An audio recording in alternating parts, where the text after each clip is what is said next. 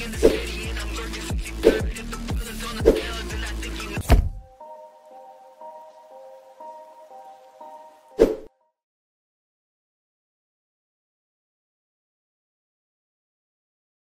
everyone and welcome in another English once on my channel.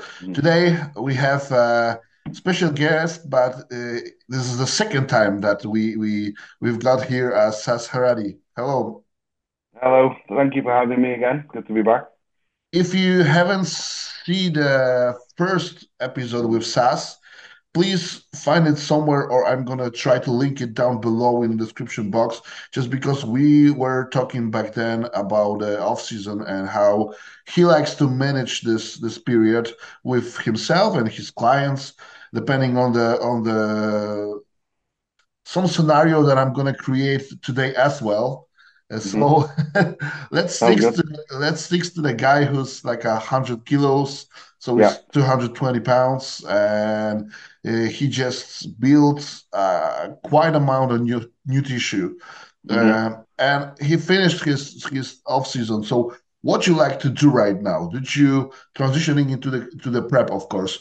Do you like to do some sort of deloads in regards to training, PEDs and stuff like that, or you just go straight into the prep? No, I like to go into prep as fresh as possible. So from maybe 25 weeks out, I will keep in mind that I want to taper down the PEDs.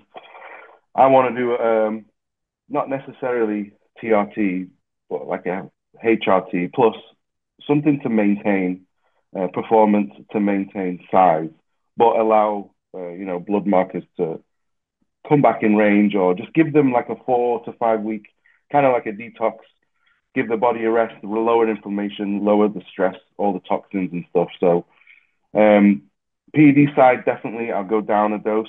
I will say from 2 weeks before, sorry,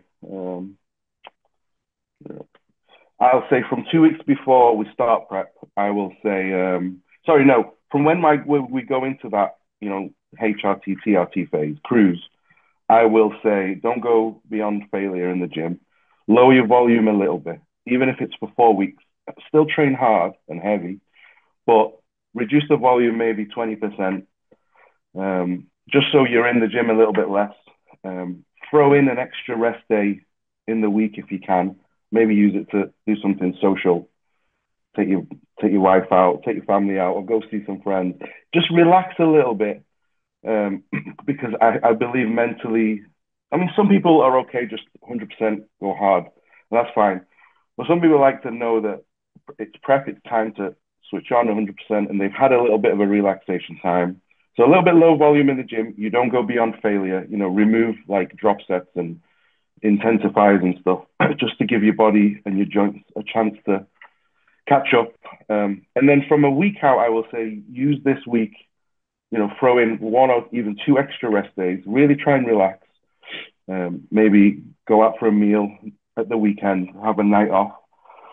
Um, and then, so when we start prep, I don't like it to be, a dramatic, okay, it's prep, we're going to do 40 minutes cardio, do this, it's a nice slow, we're already eating clean mostly over than your cheat meal.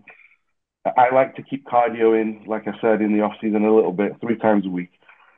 So when we go into prep, I will increase that to maybe 5 or 6 days a week of 25 minutes cardio, just so that they're getting up in the morning, fasted, doing something.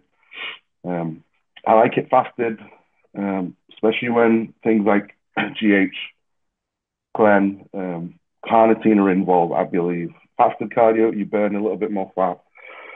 But then if they can't do it fasted, they can do it later. So cardio goes up. Food wise, if you're, you know, if the perfect client, you're not out of shape. Food, I don't change too much just yet. So I'll add a bit of cardio, and then maybe bring in a low dose of clen. Um, if I haven't had them on T4, T3 for the off season, I'll bring T4 in from day one, and then I bring T3 in maybe 3 or 4 weeks after T4. Once the fat's starting to burn, metabolism's going up, body hasn't quite adapted yet, so I'll bring the T3 in. Um, But that's it, nothing crazy. And then I will give it maybe 4 to 6 days to see how the cardio is acting, the clen. Dosages will start to go up, especially from something like test and mastron. Growth will go up because during the cruise, I will drop growth down to just maybe 2 IU before bed. So I will go to 2 IU fasted and 2 IU before bed. So I'll give all that 5 days to kick in, and then I will respond. So if they're dropping already, I don't change anything. If they kind of staying still, I start to cut a little bit of fats out of the diet. Fats is the last thing I go in with in the off season. The first thing to come out. I like to have carbs as high as possible. I think it just benefits performance, fullness, just being happier, all that kind of thing. So yeah, that's how I start the prep. I mean, I can go on, but that's pretty much the basics of Yeah, it. I already have a two question. Mhm. What about the diet changes when it comes to this period of a little bit of relaxation, let's say like that. So just right before you're gonna go into a prep, you like to do some sort of like a maintenance phase, but it's maintenance in regards to calories as well. So you slightly reduce the calories that it's like a let's say I finished the booking season on a 6,000. Do you Mhm. gonna reduce me to like a 5K and stays for a couple of days for my body to accumulate that, to relax, to give a little break for the digestive system maybe and Mhm. stuff like that, and then you're gonna reduce it further coming into the prep, or you like to stay basically the same just to keep the muscle there and everything's like the same basically, but just reduce the volume of the training and the PEDs. I like to keep it. So by the end of the off season, we'll be using more high calorie days. So there may be 2 or 3 days in the week where I'll shoot the carbs up and throw a cheat meal in just to kind of boost the calories without overdoing the digestion. Those days will be used in conjunction with some, fast acting insulin. I'll remove those days. So, 6,000 calories is the normal training day. Those high days may be 7.5, 8,000. So removing two of those, you're already removing Yeah. 4,000 calories. So if the person is really, if you're complaining to me, you're sick of eating, your digestion is, you're always full, then yeah, I'm going to reduce, I'm going to take some maybe carbs and fats out from nighttime or morning, depending on where they're training. I might say on rest day, skip meal one, give it a little bit of a fast, or skip the last meal, just go to bed a bit earlier. Let your digestion a chance to kind of flush out all the stuff that's left, the inflammation, and you know what it's like at the end of off season. Yeah. You're just cramped up. So yeah, I will in certain cases pull back, but ideally I'd like to keep the food at training day volume, and obviously they have a rest day. If they take more rest days, it'll be rest day. If they have really bad aches and pains, and I say really reduce the volume, let's just go in and get a pump, or do 1 day on, 1 day off. Then I will probably go to a rest day diet through the whole week before we start, just to really make sure they're not putting on any extra body fat. But perfect scenario, I like to keep the food. I'll just remove the high days, reduce the insulin, reduce the inflammation, really. Got it. Get you. One more question in regards to what you said before, because that was I am curious as hell. Do you incorporate the T4 and T3 based on the labs? So, for example, if someone's thyroid is still going like perfectly, let's say, Yeah, you yeah, yeah. you still incorporate that, or you just leave it like that, as long as it stays like without any changes, so it's in the higher of the norm, you just keep it that way. Yeah, that's a good question. I have quite a lot of times if someone is got really good bloods, really good thyroid, um, I like to keep it out as long as I can.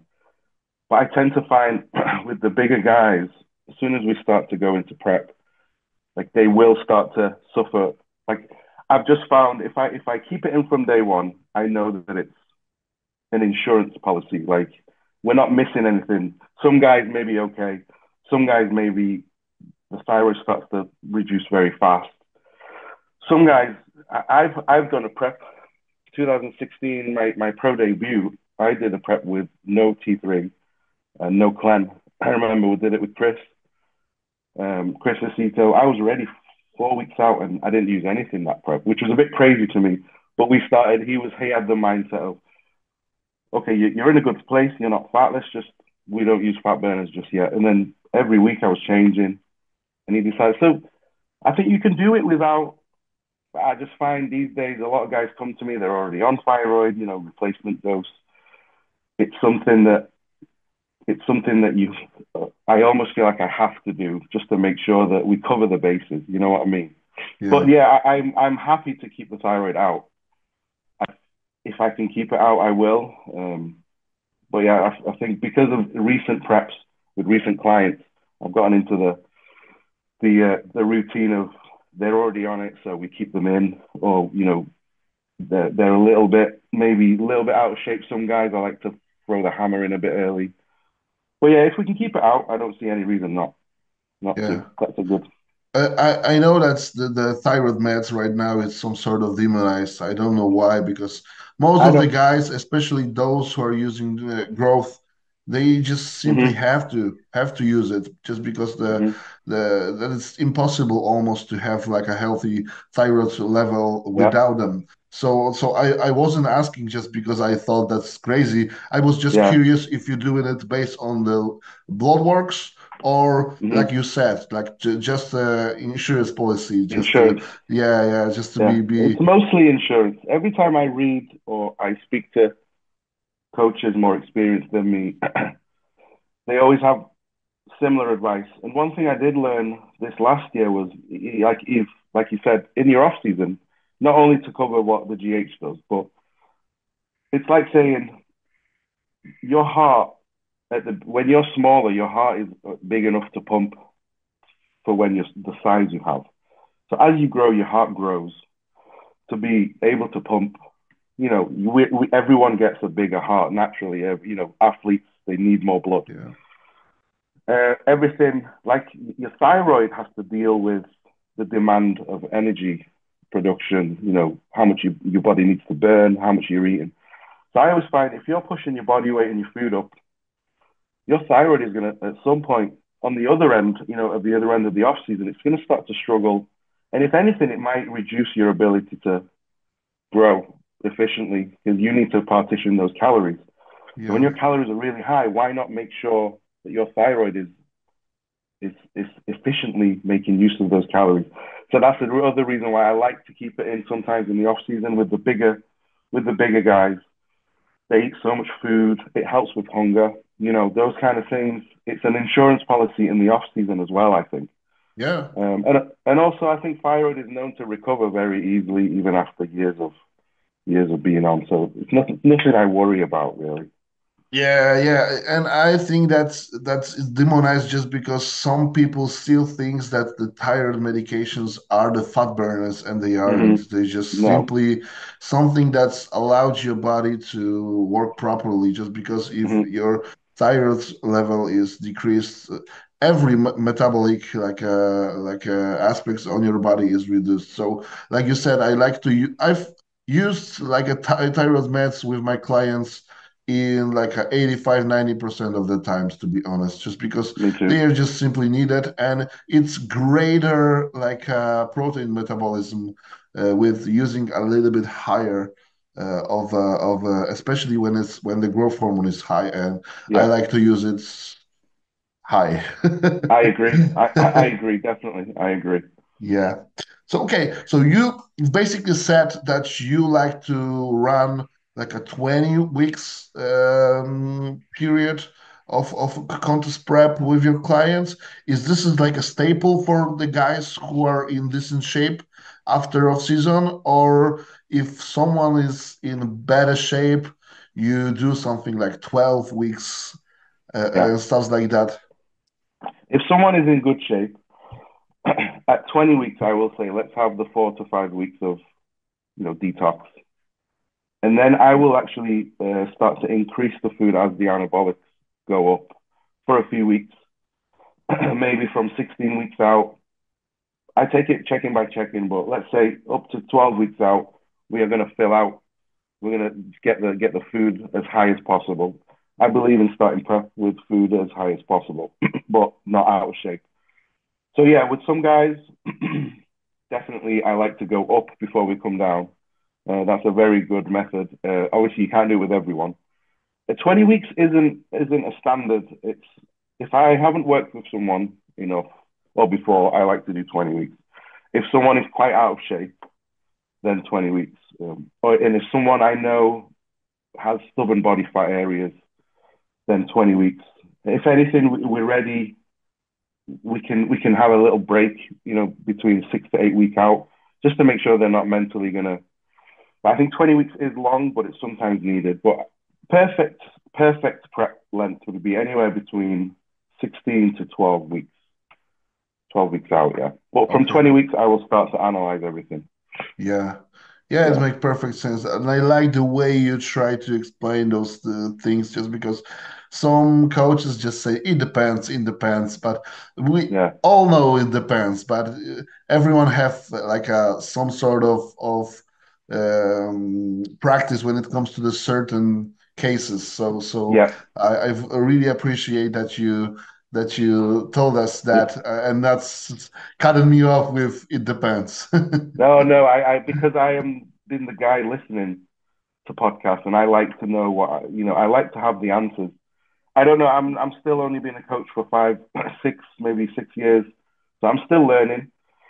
But I feel like the more people I coach, the more scenarios you see. So there's lots of Yeah, different ways. definitely. Yeah, of course. Hmm. So, how's the training change in the contest prep? If it's changed a lot of basically, if you can leave it like it is, you just like leave it like it is, Hmm. just because probably closer to the show, the volume's reduced because Yeah, it's like a common sense. But some coaches like to still do the like a bulking training and then the yeah, cutting training. yeah. So this is High why I reps. asked. Yeah.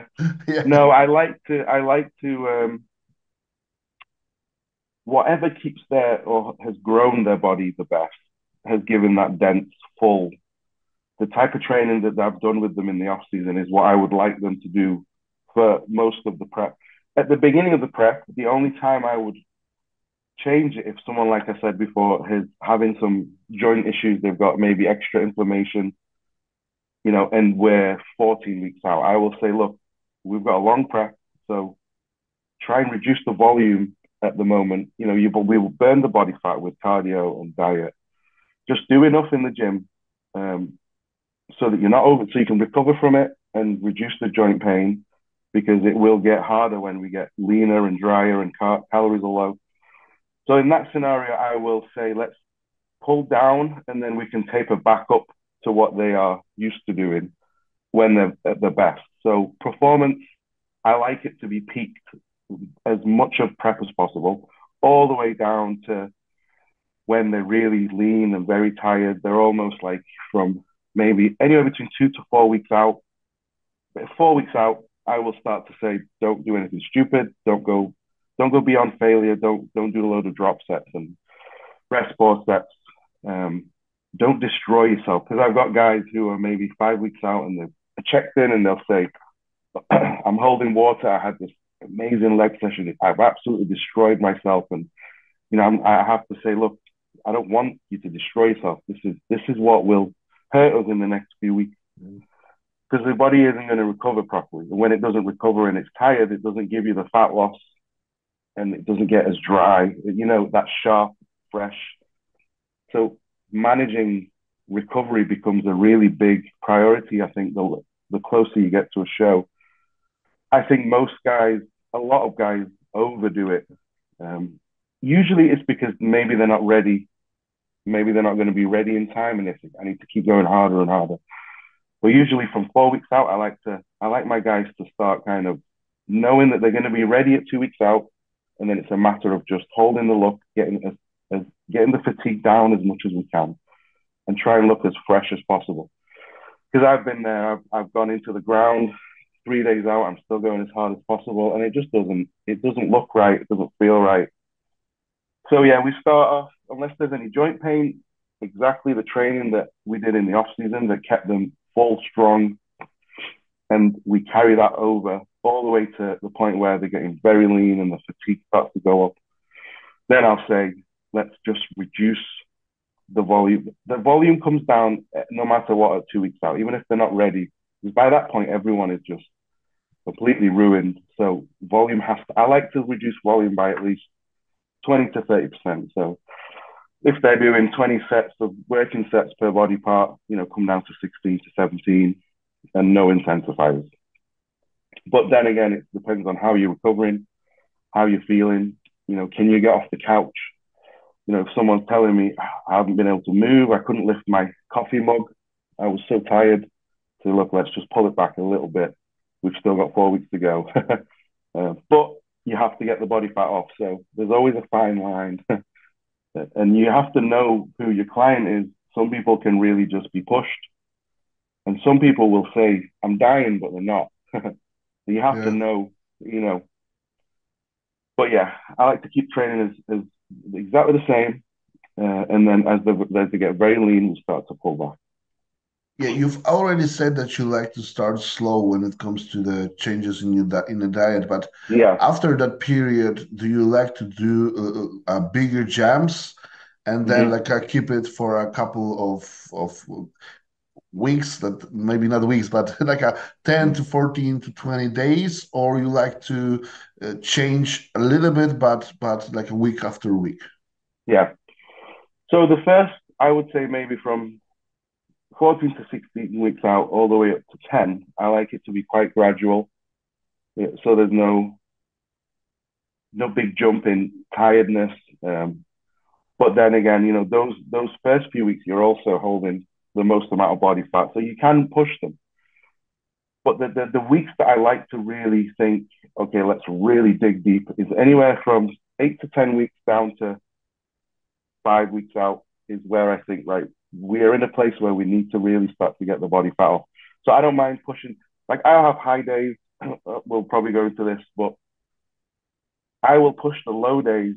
Early on, we might do 4 or 5 low days and then a high, or maybe 5 or 6 low days and then a high. As we get into those 10 to 5 weeks out, I'm not scared of pushing the lows as much as 12, 14 days and then a refeed. So that's where I really push them. So I will push the lows. In those 2 weeks of low days, I might say, okay, but today and tomorrow, just reduce your cardio, just so they don't, hit a wall really straight away. Yeah. But yeah, between 10 to 4 weeks out, I'm not scared to do big jumps because, the anabolics are up. They're not super lean yet, so they're not suffering too much.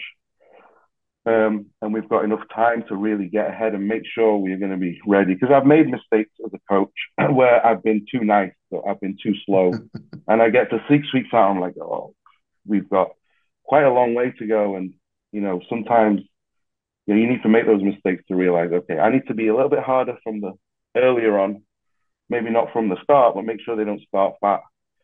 And then from 10 weeks out, really ramp it up. So, yeah.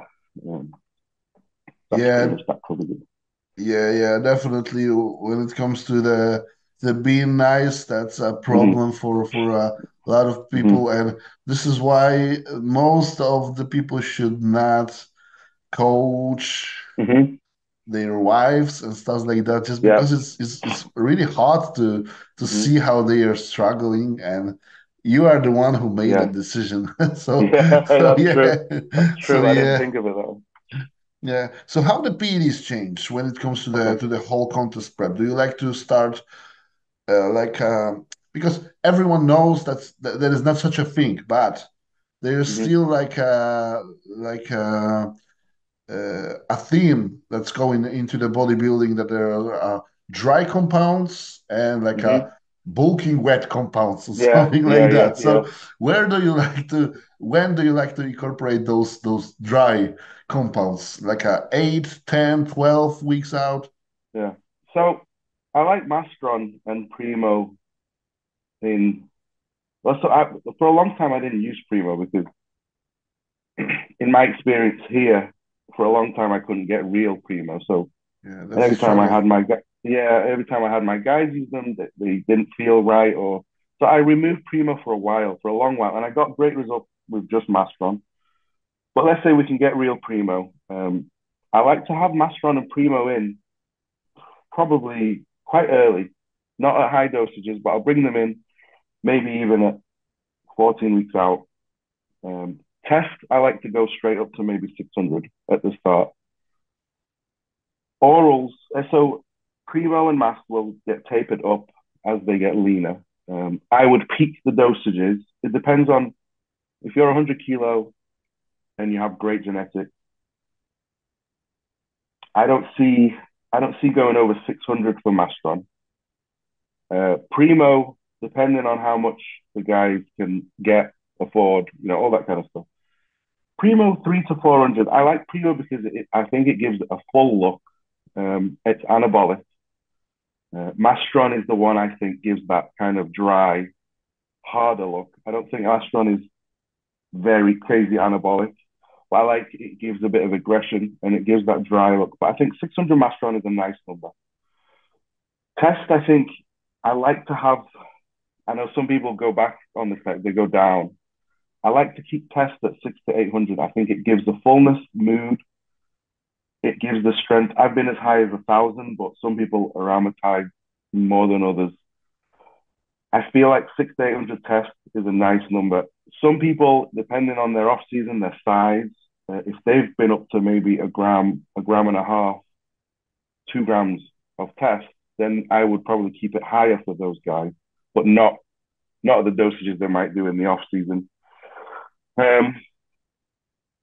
So nothing crazy there. Sometimes I like to bring in either DECA or EQ. I feel like EQ sometimes gives a little bit more volume to the muscle. And it also helps with training. It increases red blood cell count. I feel like it can just increase performance a little bit as well as recovery. But then by that point, you don't know. Sometimes you're just throwing all in and you think, is it really? Yeah. But yeah, I like to. So I'm not crazy on the dosages, but I know some guys need more. So I'm not going to say that everyone is going to be 300 Primo, 600 mass, 600 test. Yeah. I know some guys will need more, depending on what the type of gear they're getting, the quality, all that kind of thing. You have to Yeah, of look at course. the physique. But then you might have some guys that just they have a little bit amount and the look just looks nice. It looks aesthetic, it looks healthy, it looks clean. But usually they're kind of on the smaller side. So yeah, so 600 to 800 on the test. These dosages I like to peak by 6 weeks out, so everything is going to be max. 600 the Mastron. Oh, obviously I forgot about Trent. Yeah. Trent, the magical one. I find Trent is very effective. Obviously, I find Trent is effective at low dosages as well. Like I've had guys run 400, 500, 600, but I've also recently had guys run 150 to 200. I feel like it still has a lot of benefit at the Yeah. lower dosages. And obviously it depends on how they respond to it psychologically, side effects. So I would say anywhere from 200 to 400 on the track, anywhere from 300 to 400 on the Primo, 600 on the mass, 6 to 8 on the test. And like I said, sometimes for a lot of preps, I've never used Primo. And those guys have done just fine. So is it needed? I don't know. Some things you just question. But I like to keep that in. Nowadays, I feel like it does give a fuller look and it keeps them anabolic strong. Orals. I like to keep oral, other than Clen, other than Aromasin or Arimidex and the thyroid, I like to put Anavar in more for a performance benefit from 6 to 8 weeks out at 25 milligrams with your pre-workout meal. I like it as a performance booster from that point. Adds a little bit of fullness. I usually like to keep that there. And then Winstrol, I like to come in when they're very lean. I see the benefits from anywhere from 4 weeks. I like to lean them in at 50 milligrams, and I will work it up to 100. And I've been up to 150. I will split that. When it gets over 100, I'll split it. When it gets over 75, I'll split it AM, PM. PM because of the aesthetic. I feel like it just gives them a dry look. And because of the half-life. So Winstrol from 4 weeks out, and then Halo from 2 weeks out. I like to start at 5 milligrams with pre-workout meal. If they train in the afternoon, I like to do 5 milligrams pre-workout, and then I will do 5 milligrams in the AM as well. So I'll do AM pre-workout. If they train in the morning, I'll do AM and PM. Okay. I'll work that up to maybe maximum 20, 30 milligrams. I've been up to 40, and that's been okay. But I feel like 20 milligrams, it gives a nice hard look. The only other oral is Superdrol or Anadrol. I like them sometimes for peak week when they're loading. I've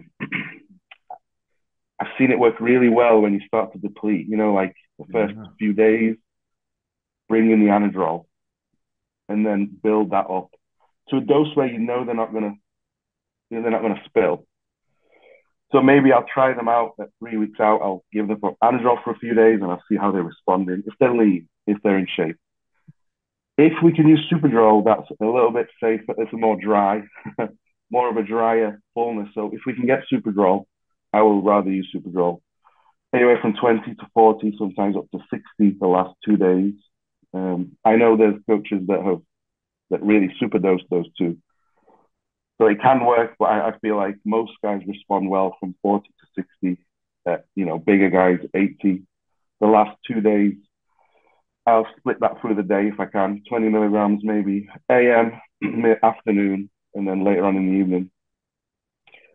So those two I like to use if someone is really ready, really conditioned, dry without needing diuretics. So those guys really benefit from Anadrol and Superdrol. So that's it really. We've covered it all. Arimidex, I like to use Aromasin for the first part of the prep. As we get to 6 to 8 weeks out, I like to switch to Arimidex. I feel like it gives a drier look. It really does shut down estrogen a bit more. I've noticed some guys, one of my clients was having, he had quite a soft chest, everything else was really lean. And I don't know why, I read it somewhere or someone told me. I brought in Nolvadex at 10 milligrams a day. For some reason, it started to dry out some of the areas of his body that weren't quite as lean looking. So I don't know if it works differently to Arimidex in that sense, but it seemed to even out the water retention, which is something new. So I'm going to use that a bit more often because there's some guys have shredded glutes and they don't have shredded chest or the other way around. So that must be like a hormonal water issue with some guys. Yeah. But I'm yet to experience and learn that part of it a little bit more. But that's it really. Clen, pretty standard. We start off with 20, build up as they get leaner. Some guys, if they're getting very lean every check-in, I'll keep it the same. Other guys, if they're kind of on track, I'll build up to maybe 80 to 100 micrograms. I don't like to go too far above.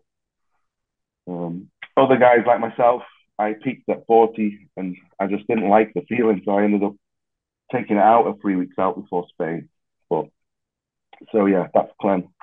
Pretty standard really. You get me curious with the dose of the Anavar, to be honest. 25 milligrams is like a... No, sorry. I start 25. I keep it at 25. In the past, I've gone up to 100.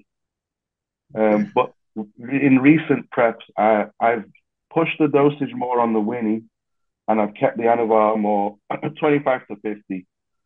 And I feel like the Winstrol does a little bit more at that point compared to Anavar. So I don't think there's any issues with going up to 100, 150 with Anavar. I just feel like the Winnie does enough at that point. So we can just if we can keep the toxicity that a little bit lower by using 50 Anavar instead of 100, it's only gonna be a little bit better on the body. Yeah, the Yeah. plus with the Yanavar is that it's basically reduced in your body with your not the liver but your uh, kidneys. So Kidneys, yeah, yeah, yeah. so it's a little bit less toxic in that regard. So it's Hmm. really nice. But I was curious just because I thought Yeah. to myself 25 milligrams is like a higher Baby dose. dose for a girl maybe, Girl, yeah, but yeah. not for a man like you. No, You no, no. probably won't even feel it. No, and I love good Anavar. I think it's a really good oral. I think even sometimes in the off season when people don't want to use Anadrol or obviously Winnie's no good off season, but Anavar can really help some guys, especially as a performance booster. Good for, I feel like it helps tendons sometimes. So yeah, no, Anavar is very good, very useful. So you like to do more cardio and eat more food with your guys, or Mm-hmm. rather do less cardio but eating less food? don't like to do. I don't like high cardio. I feel like anything that does anything that puts stress on your body outside of weight training, I like to keep as low as possible. So I like to reduce food, but not at the expense of cardio. So I like them to work together. I've just found that if I go too low on the food, they can't really perform properly in the gym. Um, some people say, oh, I'd rather just not do any cardio. I'd rather just starve. Yeah, but your body's not getting a lot of nutrients that it should be getting. Um, so as a bodybuilders, I feel like if we can keep food as high as possible whilst burning body fat, and I like to keep cardio as easy as possible if I can. Um, I don't know how many times I've told a lot of my guys to, stop doing Stairmaster. Stairmaster is great. I feel like it's so good at burning body fat, especially in the lower body. I don't know how it works, but I know it works really well. But if I can afford my guys to not do the stairs, just go outside for a walk, get on the treadmill, walk, listen to a podcast. I don't like cardio to be this intense, out of breath session. I feel like just save that intensity for the weight. So as much as I can, I will push the cardio to be easy. I don't like to go way over 60 minutes a day, but a lot of guys need more than that, Yeah. especially if you just sat around most of the day.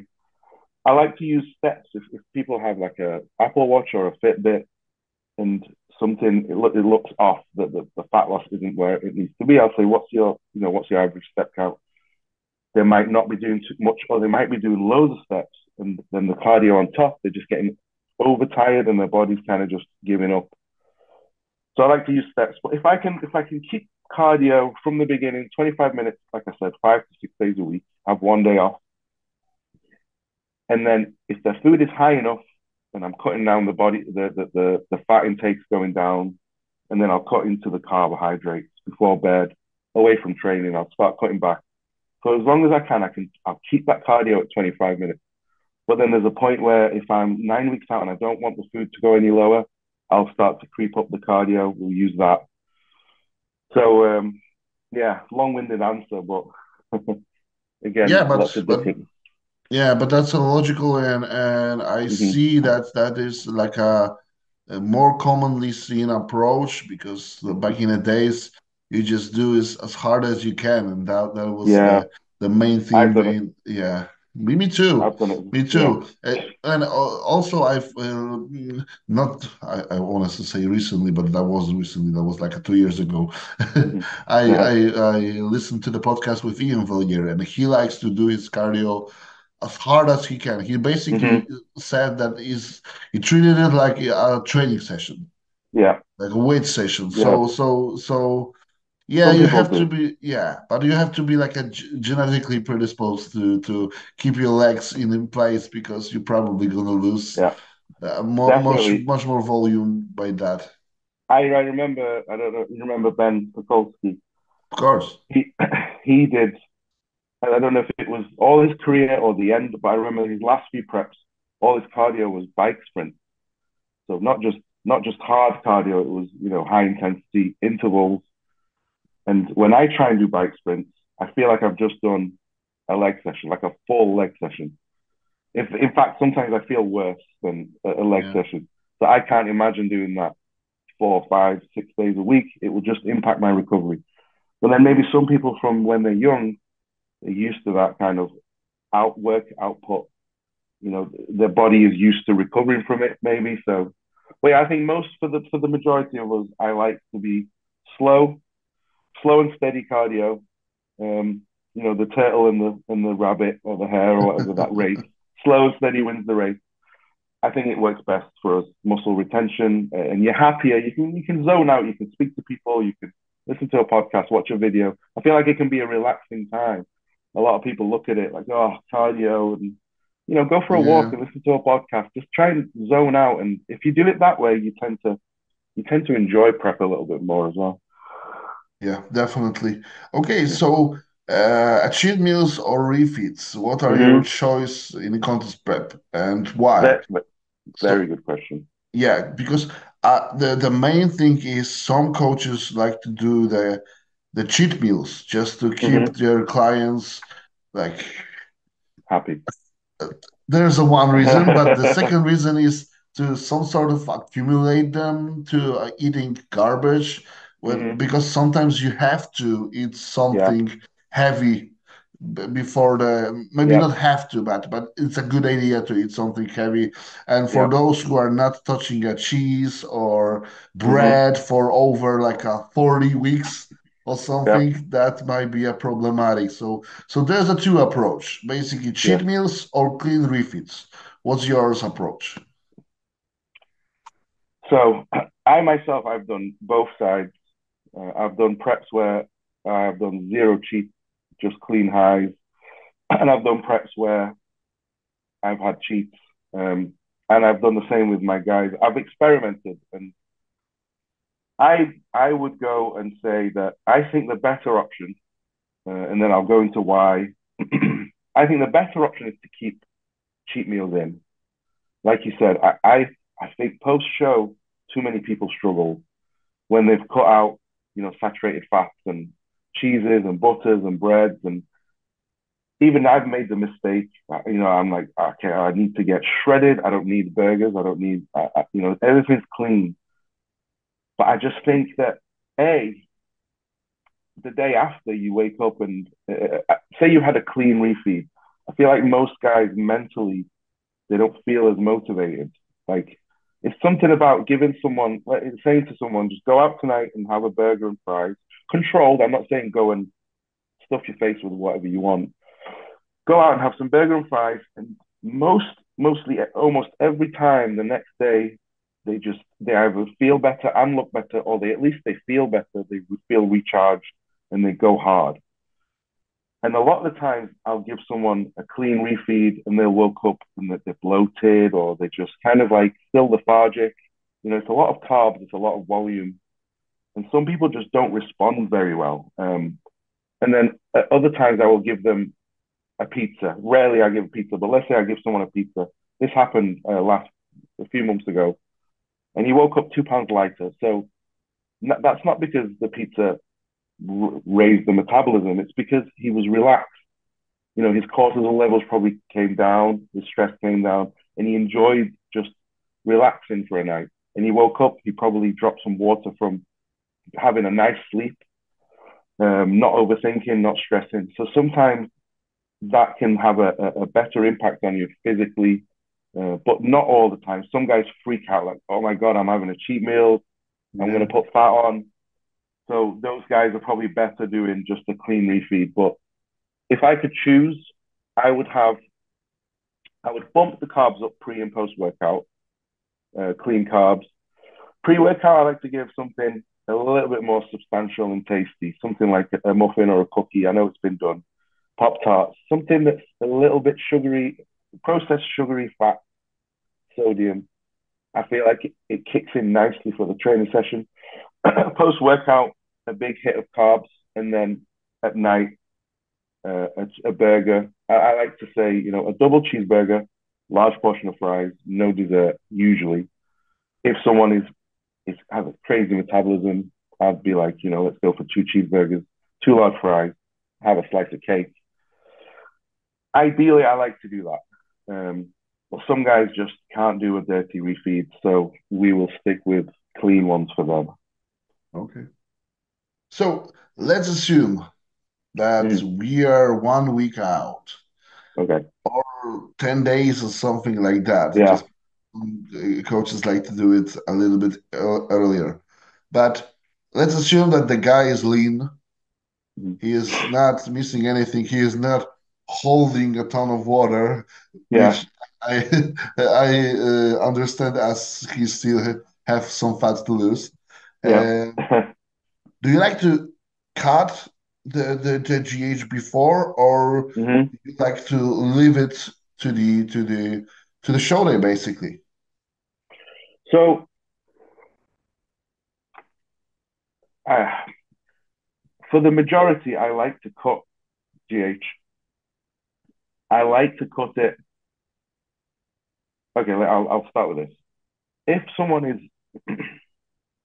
me personally, with this prep, for example, this last prep I did, from 4 weeks out, I was at this point. I was ready to manipulate water and get on stage any day from 4 weeks out. I was very lean. There was no fat left. So if I took GH out, I would lose fullness. Um, and if anything, it would probably hurt my condition. But I'm not, I've learned that not everyone is like that. So I literally, I remember 3 weeks out, I woke up and I took some pictures and I was like, I look like I've taken Dawid last night.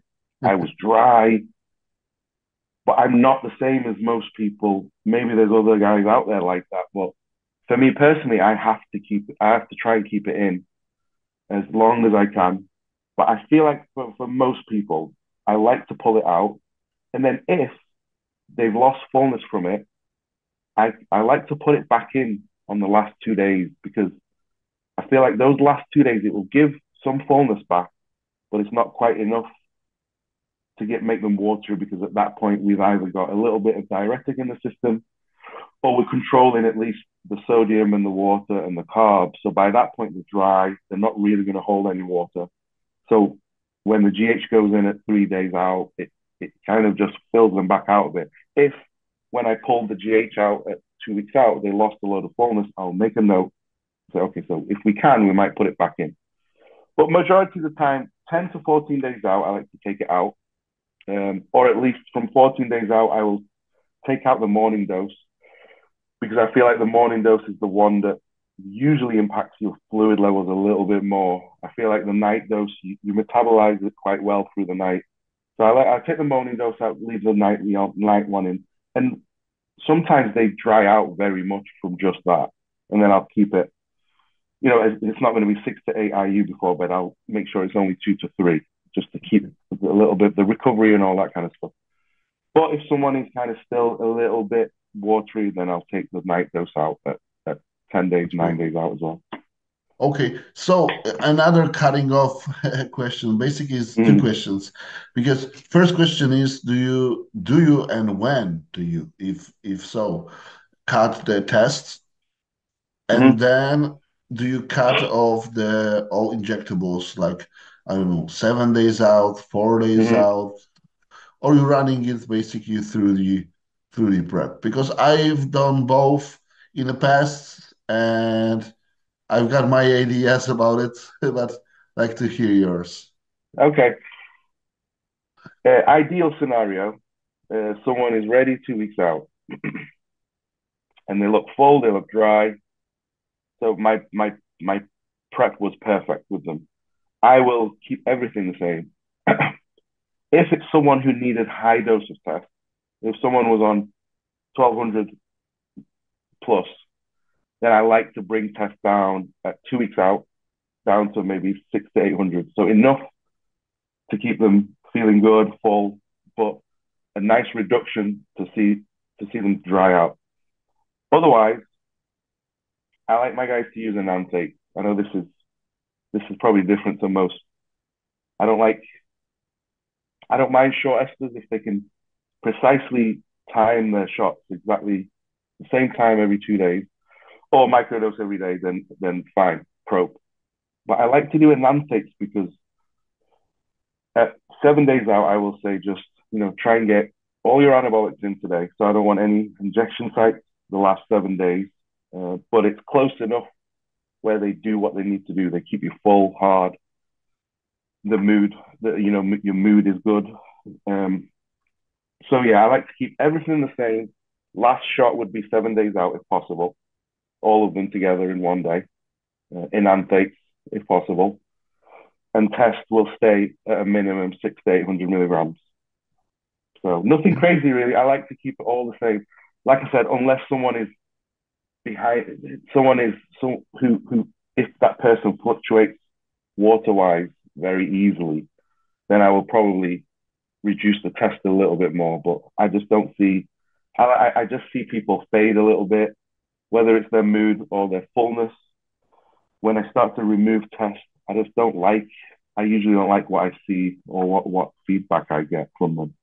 Yeah. But I've seen lots of guys go in on no test and they've done well. So Yeah, I think the main concern is actually to have a PIP or something like that after the bad shot exactly. because to be honest that is not gonna change much if you cut it Yeah, 4 days out, 2 days out, or even seven exactly. days out. So yeah, especially when you're running along acting stuff. Yeah, I like Yeah. to switch to a probe just because you never Hmm. know how someone's going to react. So it's better to have that option that you, for example, if you're holding too much water, Hmm. forwarding to I don't know, like a 10 days out, you easily can manage the dose Of course. really quickly. Yeah. So Yeah, that's the only that's a good reason point. I don't believe that it's you have to like because there's some rumors and like so No. some people just think that the probe is for the stage and the Yeah. annotate is for the off season or stuff like that. No. That's basically doesn't matter. And I don't believe that esters are matters I that agree. much. Maybe to a degree, but Yeah, not that much. Yeah. I agree. I think what's more important when you said PIP, bad shot. If you can make sure that the stuff you get is quality, and when I say quality, when people make the gear, the solvents, the carrier oil they use, if it's synthetic carrier oil, which means they can usually do more dosages and it has a longer shelf life. Those are the types of oils that will give bad sights. They swell, sometimes they go red or they go hard, and sometimes you feel like you have a little bit of a flu for a couple of days. That means that the carrier oil in that anabolic didn't agree with your body. Usually it's synthetic. If you know that it's a company that have used organic carrier oils and it goes in nice and smooth, there's no pain, and it's been the same throughout your prep. I think that's the stuff. I know this is off topic, but I think that's the stuff people should Yeah. try and, if you're getting a bad shot every week, you should really try and think about changing because either your body doesn't like it or it's cheap synthetic oil just so they can make more profit. So you need to Mhm. think about these things. No shot should hurt every week. You shouldn't feel different. It should be nice and smooth. No bumps, no lumps. But Yeah. it does happen.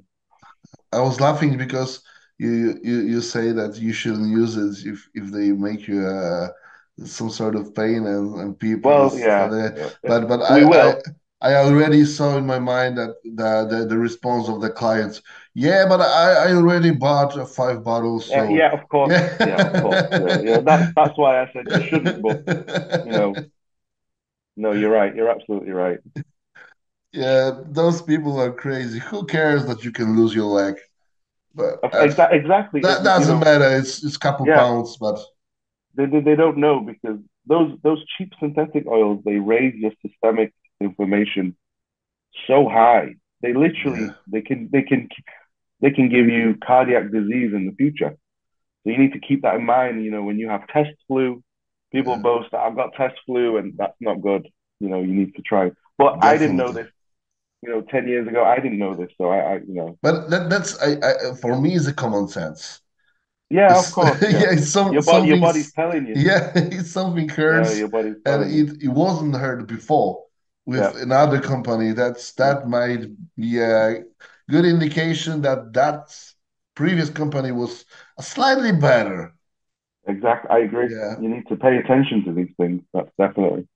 Okay, so I want to ask you about the water and sodium, but not the Yeah. manipulation, but more like a regulation, because Hmm. I do something like that with my clients. That, for example, 14 days, like a 2 weeks out, I tell them try to use like a, not try to use like a Hmm. certain amount of salt. For example, six Hmm. grams or Yep. like 8 grams or 10 grams of salt, and drink at least 5 to 6 liters of water. This is like a starting point for us that we can like Yep. manipulate later. Do you do something Yep. similar? Yeah, I do similar. I usually put it in the plan right at the beginning of prep. I will say fluid right at the top before the diet. Fluid 6 to 8 liters every day. Salt. I used to do 6 to 8 grinds, the shaker, or sprinkles. But Yeah, now I will say if you can get, because you can get dispensers now. yeah, So you can get dispensers that one click and it drops zero point 0.5 grams per click. I like to do 1 gram per meal. If not at the beginning, but definitely as we get into prep and they get lean, I like to say 1 gram per meal, even on your meals where it's just whey protein and yeah, oats. I think 1 gram is plenty, and maybe 1 gram in your intra workout drink. But sometimes people have EAAs that have salt, sodium added. So I like 1 gram pre workout or intra, and then 1 gram with every meal. And fluid the same. I like it to be a little bit higher, maybe 8 liters. Um, so that's where I like it to be all the way up to the last few days. That's my regulation. So nothing, even when I was just doing sprinkle shakes, that still worked because I will say, instead of doing your 8 shakes, let's go to four yeah. shakes per meal. I think that that doesn't matter, to be honest, as long as it's Yeah, constant. Yeah, exactly, yeah, exactly. Yeah, yeah, yeah. definitely. Okay, so diuretics, do Hmm. you think it's necessary or you do it only if they need it? I probably know the answer for the question, Yeah. but I wanted to people hear that because there's still people that are start to use something like aldactone 14 days out or something Hmm. like crazy Yeah, like that. Yeah. So yeah, this is yeah. like a 90-85, No, but no, I know. those people Some people use it all the are time. there still. Yeah. Yeah. Yeah, I know some people use it off season. But yeah, I know. So diuretics, I think in the right scenario, they work wonders. I think the look they can bring is just razor sharp, dry. You can tell when someone has done a peak without and someone has done it with. If they both done it right, don't get me wrong. I think if you can get dry, if you're dry and ready 2 weeks out like I was, you can afford to go in without. That's safer. You're not risking, flattening out. You're not risking anything. So sometimes I think it's worth someone doing it without because there's no room for error. But if I know the client's body and I know that I can fill them up and then I can pull the water out with a little bit of aldactone or a tiny bit of diazide and they won't flatten out, I think I would rather use diuretics. And I won't use them until at least ideally 2 days out, maybe 2 days out or 3 days out, but the night. Like if it's a Saturday show, Thursday night I might start to put aldactone at 12.5. Friday morning 12.5. And then by Friday midday, I can kind of see what it's doing with the amount of carbs and fluid they're eating and the sodium. By Friday evening, I know that okay, it's pulling a little bit too much, or it's just right. We can keep it at 12.5. I'll do an evening dose again. Or it's not doing anything. And then I'll go to 25 on the Friday night. 25 Saturday. So usually in that regard, in that scenario, I could maybe even start 3 days on the morning of the Thursday, just to make sure I can see what the dosage is doing. That's with aldactone.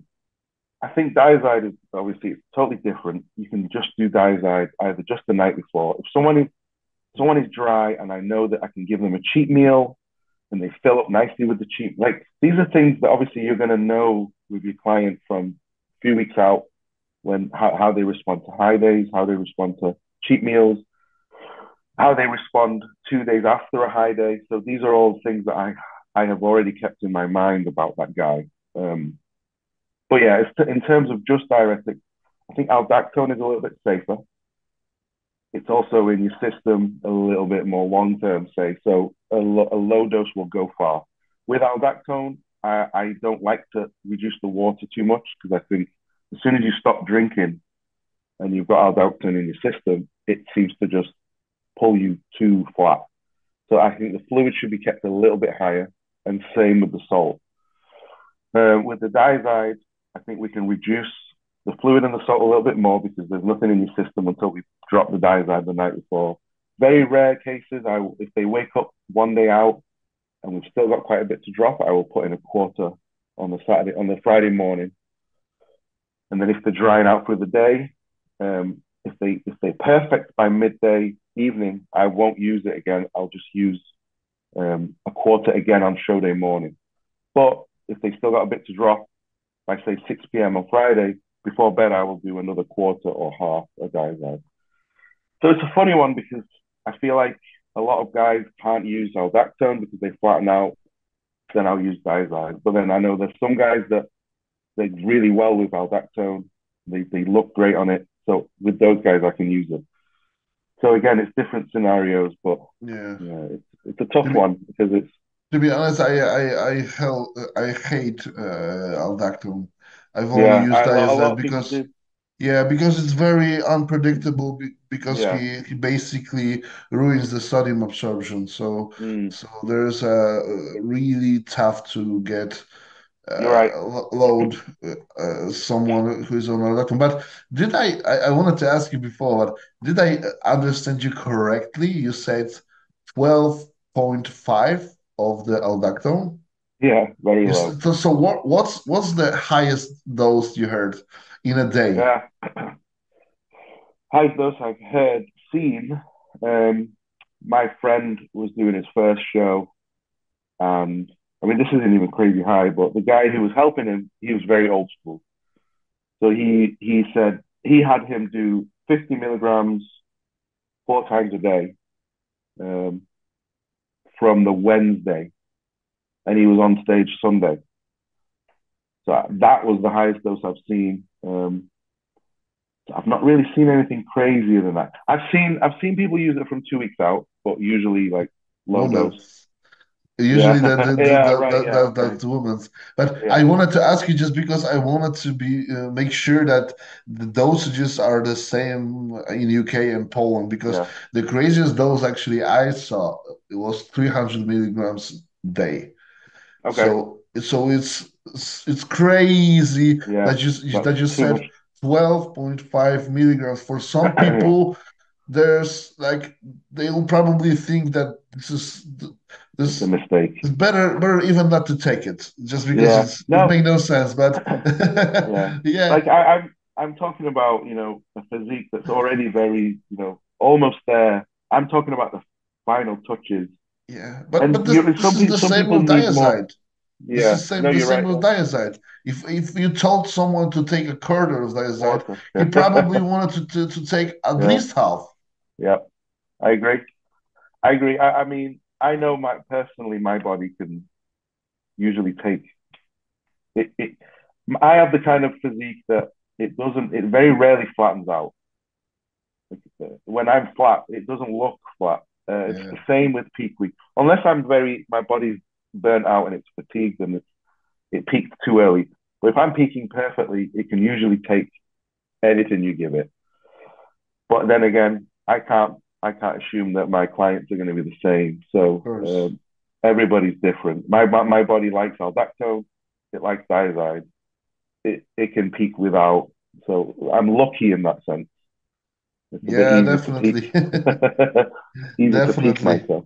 No one should probably compare themselves to yours physique because you just It's in a different. league on your own. It's very wacky sometimes. But it's good. It's good. It suits my personality. Relax. So let's hop on to the carb load because this is probably Okay. the Yeah. favorite topic for people, Yeah. food. Uh, Do you yeah. often load your guys with a quote like a Mhm. junk food, or do you like it do it clean as possible, Yeah. uh, but the junk food is coming on maybe if there's a 2 day shows and the second day is Yeah. like your second peak and you have like a little room of time to fill them out. For example, he came off the stage and it's almost night and he eats Yeah. like one solid meal this day Yeah. and basically you have no choice. Yeah. Yeah. In cases where I need my guys to get one big hit, like a hard hit of carbs, fats, sodium, all that stuff, then I like to have them eat a greasy cheeseburger, fries, maybe like a full sugar Coke. By this point as well, I know that there's like right now, I've one of my guys, we were doing a full clean carb day and he was just bloated for a few days. And then 2 weeks ago, I gave him a burger and fries. And then the morning after, I had him check in and it was much better. He was full, he was tight. So I know there's some guys that just respond a little bit better to that kind of junk hit, junk load, whatever you want to call it. But yeah, there's two scenarios. One is when they don't have much time and they need that big hit, like you said. And then the other is when I just know that this person, for some reason, I know it's not calculated, it's not scientific. For some reason, they just respond well to a burger and fries before bed. And I know the morning they wake up, they bang on, and then we just hold that look till they get on stage. And then between prejudging and night show, I often, if there's enough time they were fading through prejudging, I'll have them go get a burger, maybe no fries, or just the fries, no burger. So because I don't want the bloated stomach. Um, but then the safer, more calculated way is to just control it with clean food. If you want some saturated fats, give them some butter, give them some extra sodium. That's kind of the calculated way to do it, and it can work like that as well. So, but generally, I like to give them a cheat meal the night before if they're in the position to do so. I feel like again, it relaxes them as well. It helps them sleep, which in turn helps them look better in the morning as well. So, and it's dense calories, so they don't have to do 400 grams of carbs. The digestive tract is a little bit tighter, and as long as we've kept it in all prep, so the stomach's not going to be shocked with the burger and fries coming in. Yeah. Okay. So what about the food on a show day? Okay. Because this is like a tricky question. Yeah. Yeah. Yeah. So I remember my first prep. One of the guys who was kind of helping me, he was old school as well. He said, on show day morning, wake up, have a nice English breakfast, like toast, sausage, eggs, Beans. yeah, beans, yeah, nice little coffee. And for some reason, I've done that pretty much nearly every show, and it's always worked for me. And I don't do it with everyone, but I tend to like them to wake up nice and early. Let's say it's a 12 o'clock show.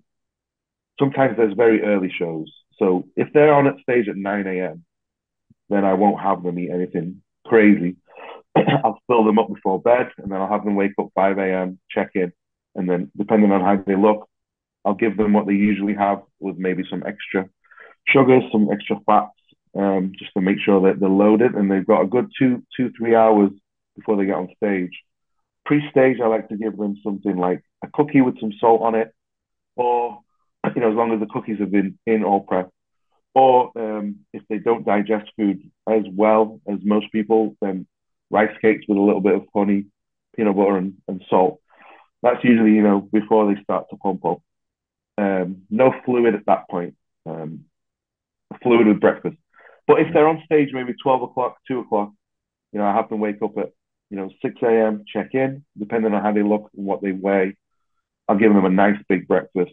If they're in a hotel, go and get some toast, some fried egg, maybe no sausage, nothing too heavy. If they don't want to do that, then I'll just bump up their food in the usual meal one, some extra oats, a couple of cookies, a bagel with jam on it and peanut butter. I like to fill them up in the morning because I find that usually guys fade, and I don't want to have to give them a big meal an hour before stage. So big meal in the morning, and then meal 2, and if there's a meal 3, usually smaller. Half the amount of protein, maybe 50 grams of chicken, maybe a little bit of rice, a couple of rice cakes with some sugar, with some jam on it, something very light just to keep them topped up. So nice and simple, really. I check in a lot the last 2 days, sometimes every meal, sometimes twice between meal 1 and meal 2 on show day, just so I can see exactly what the body's doing with the fluid of the food.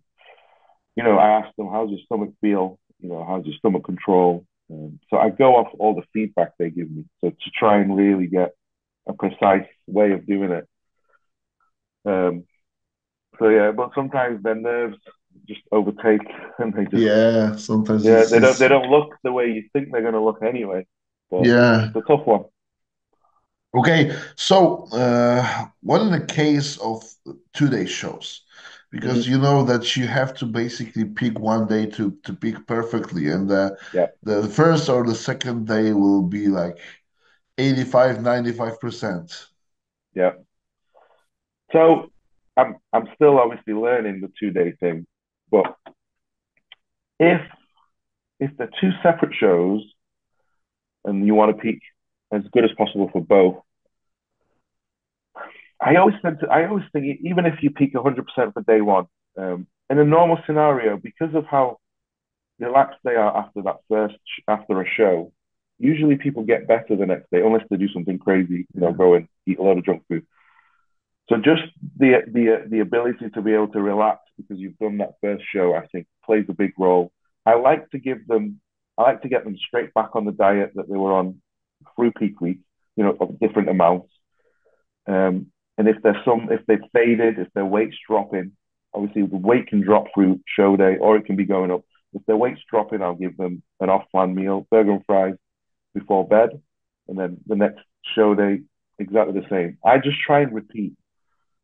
If I can just forget the fact that we're not gonna peak 100%, or we want to do 80% here, and I try and move all that out of my head, and I'll just say, look, whatever gives us that perfect look, which I know by then, even on the 2 days out, 3 days out, I know what the perfect look is that we're aiming for. I try and do that on both days. So I'll try and treat it like it's one day. But obviously, if they get off stage at day 1 and they're flat and they're depleted, I will rehydrate them and give them a bit more food. But if they come off stage and they feel good and they're not overly dehydrated, I'll get them straight back on the plan we did 1 day out. So it depends. But I've not had experience with too many 2 day shows usually, and usually they're so motivated and relaxed. There's not much you can do wrong. Sometimes it kind of goes into automated auto drive, and their body responds even better. So sometimes they peak even better for the second day. Yeah. So depends. I'm still learning that one. Yeah, I've noticed that the 2 day shows is mostly like a Polish thing. I think Okay. because when I spoke to the coaches, there are not many coaches that are really like familiar with doing No. something like a 2 day shows, because Mm. in United States there's mostly like a 1 day show that is like a morning and a night, for example, and Mm-hmm. stuff like that. But in Poland we often have something like, for example, pro qualifier on a Saturday, and then like the pro card qualification uh, Sunday. on a Sunday, yeah. Like a regional Saturday and pro qualifier Yeah. Sunday, yeah. So it's basically 2 day shows. almost every show is today's show Oh, in okay. Poland. So Yeah. we are more like familiar with that scenario than the coaches outside of Poland, I think. Yeah, So it's not common here yeah. at all. I've not done many. If I, the only guys I've done 2 days for is they've wanted to do another show. So Oh, okay. they've done one show and then they've traveled for an hour or two to another city and then they've done another show. But there's I think maybe once I've seen where they've had a normal qualifier and then like the universe or there's something in the next day where it's the finals, it's the last qualifier on the Saturday and then it's the big finals on the Sunday. I've seen that maybe once or twice, but not many. So Yeah, you have to prepare if some of your clients wants to go to the Poland for his pro card or two something like shows. that. Yeah. It's gonna be Okay. two shows. Yeah, If I'll he have to wanted look. uh, yeah, he probably have to be that could have to be Polish Oh, clients is it because nationality? you cannot do regionals, I think, here Yeah. if Right. you're not, Okay. yeah, from Poland. So let's assume that we are win all of our shows. Hmm. Perfect scenario. Yeah. So we coming out of the prep, Yeah. and let's assume that that was like a not a long competition like a season, but a decent one. So for example, like a 3 to 4 shows spreading into a 6 to 8 weeks, for example, Hmm. and I am not overly, or the guy is not overly Yeah. you know what I mean, Yeah. yeah, Tax. Yeah. tired, Yeah. I know. yeah. Yeah. He's not that tired. Yeah. His blood works is probably Yeah. not the best, but this It's okay. it's okay because it's after the prep, so it's normal. So Yeah. do you like to do like a health day straight away, or you like to use those rebounds? Do you believe Yeah. that in the rebounds, Yeah. Mhm. or how do you manage it? Yeah. So this is probably where I am different to a lot of the current coaches I see. If you're in a good position, like you said, and you're not overly tired and your bloods aren't really crazy, we can keep pushing. I like to push. I like to use a rebound. I'm of the old school, use that rebound to you're gonna put a couple of pounds on, just maximize it. The health days I think can wait a few weeks. I like to use, I'm not talking like 8 weeks, maybe 4 weeks, 5 weeks extra, 6 weeks max, maybe. Yeah, I won't keep them on the same dosages. I will, I'll take the orals out. Halo goes out, Clem goes out, Anavar Winnie goes out. Um, I think Anavar can maybe stay in pre-workout just for that hit. And dose and anabolics. Tren can stay at a very low dose. I don't mind, or just come out. I don't think there's any big need for it. I like test to stay up, maybe even go higher. If we yeah, finished on 600, take test up to a gram because they're lean and yeah, they're not gonna aromatize. So push the test up, bring the mastron down a little bit. If primo was in, keep it in at the same dose and drop the trend down or out. So keep those three in at least. Keep an AI in at a low dose or enough to keep them level. Growth stays the same, and then I'm not scared of their weight going up fast. I like to get them to forget. I like to get because at that point all you think about is food. yeah, Between meals, your next meal, you look at food differently. You've got almost like an eating disorder. yeah, You've got a mental disorder at that point. I like to try and get rid of that as soon as possible, even though it takes weeks. I know. I like to get rid of that, and I like to get rid of that fatigue. When you get off the couch and you just want to drop right back down because your legs just don't have the energy to carry you. I like to get those two fixed. So the only way that's going to happen is their body weight goes up and a little bit of body fat goes on. Not much body fat. I'm not talking. They're going to yeah. still look very, very lean, but I like the body weight to go up. For example, my rebound, I'm in week 8 now, and I am up almost 40 pounds. Uh, yeah, 40 pounds. So I've averaged about 5 pounds a week And most coaches would say that's too much. Some coaches say that's not enough. But for me, I feel like that's enough to stay lean, but to accelerate the growth, really get full, strength up. Took me 2 to 3 weeks to get rid of that fatigue that was just, heavy legs, that kind of thing. So I don't mind 5, 6, 7 pounds in that first week, 2 weeks, as long as it's clean. I have that one high day with the cheat meal just to kind of make sure they've got that break. Carbs will go up as fast as I can without them getting sloppy. So I went from 200 carbs at my lowest. By the end of week 1, I was on 500. By the end of week 2, I was on 600. So I was going up as fast as I could. I like to keep the fat intake low. I feel like that's really good for just keeping everything nice and fast. Move the food moving fast, your appetite stays up, and you stay nice and lean. So yeah, I'm not scared of a rebound. I like to push my guys as long as they feel good. For at least, I would say at least 4 weeks to 6 weeks, or when they get to a body weight where everything starts to slow, then it's like, okay, let's drop now. Let's drop down to a cruise TRT. Let's get nice and healthy. Let's hold this body weight. So, for example, where I am now, this is where I could hold and get feeling good, get feeling fresh, and then push into the off season from there. So, yeah, I'm not scared of the rebound. I like it. I think it can be useful. So I'm not crazy, like I said, I'm not crazy with it. I don't want people to blow up. I don't want people to get fat. I don't like to, blood pressure, all that kind of stuff. I like to keep that in check. So if we need to slow it down, we will. But yeah, as fast as we can, as safe as possible. For me, I think it's a good. Plus, it's more fun.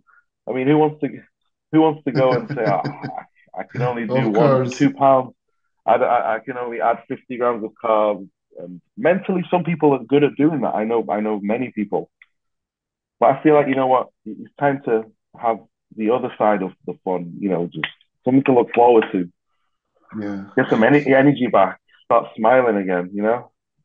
So I'm basically the same, but I am not believing in those health phases. Okay, well, Yeah. that's again, that depends on, are you going for an Olympia qualification, a pro card, or have you just done your first show? The deeper you get into the career and the bigger your goal, the bigger your physique, the risk reward is different. Some guys just don't have a health phase until they retire, Yeah. and then other guys, they need one. But and then it depends on your health. So yeah, I know what you mean. Yeah. Yeah. Yeah. I say that I don't believe in health phase just because I think the guys are just doing crazy stuff with it. This is like Hmm. I can push a huge dose just because I am gonna to do a health phase. Yeah, So those 8, 12, 16 weeks I, of I I see. basically hammering my body is it's irrelevant because I'm gonna do a 3 weeks or 4 weeks of health phase. No, Yeah. no, Yeah. I So agree. I agree. I know that you are not doing something like that, but Yeah, most people are just thinking that way. So my approach is more like keep you as healthy as possible yeah, throughout the year without needing I to agree. lower your PDs. Of course, if we saw something on your blood works, we have to lower it. Of But course, but yeah. the ideal scenario is to not doing it. So yeah, thank you, Sas. No, So I agree. I agree. that's I think that's perfectly cover both off season and the contest prep periods. Good, good. I'm So glad. I hope that's we are not forget about anything because I think that's we covered Yeah, I basically think I think yeah, we covered everything. everything. Yeah. But it's if someone wants a little bit more knowledge, you can easily find contact to the SAS down below Thank you. and just Thank you hire him very much. as a coach. And he probably gonna teach you many new things throughout the whole process of coaching, because this is like the best way to probably to learn to work Expand your with knowledge. with yeah with Yeah. a knowledgeable coach. So thank you, Sas. I am not going to take you more time just Thank because you. you're it's almost 1.5. It's more than one and a Yeah. half hours Yeah. right That's now. good. It was a So good chat. So yeah, thank you, man. And I Thank you just very much. Thank you for having me. It was I enjoyed it again, and I'll happily come back on anytime you want. definitely, definitely. So if anyone just stick with us to the end of this podcast, just please be sure that you leave the subscription down and you click the notification button and everything that's needed to highlight a little bit those video in the hierarchy of the YouTube. And yeah, if someone is not following Sas and his YouTube channel already, please do everything you find in the description down below. And yeah, thank you, man. Thank you very much. I got a message, a comment yesterday or the day before of someone in Poland, and he said, "Please do another podcast. We love you here in Poland." And it was funny because I knew I had one with you planned, so that's good. Yeah, I have a I'm guy. happy. I have a guy who translates the podcast for me, and he basically can't wait to the Oh, second really? part. Yeah, Oh, that's he's amazing. sending me messages. When do you record with the SAS? Yeah, When do you record with the SAS? that's really cool. That's cool. Thank you very much. I appreciate that Yeah, a lot. thank you, man. Cool. Bye. Thank you very much. See you later.